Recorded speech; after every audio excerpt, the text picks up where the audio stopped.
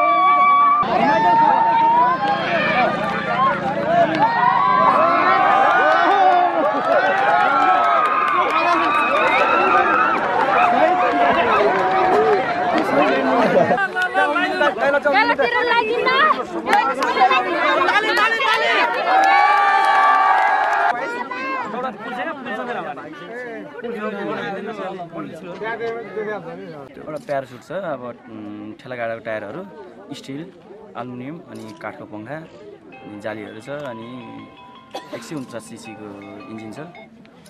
एफजेट आरको second hand engine हो। त्यति प्रयोग भएर बनेको।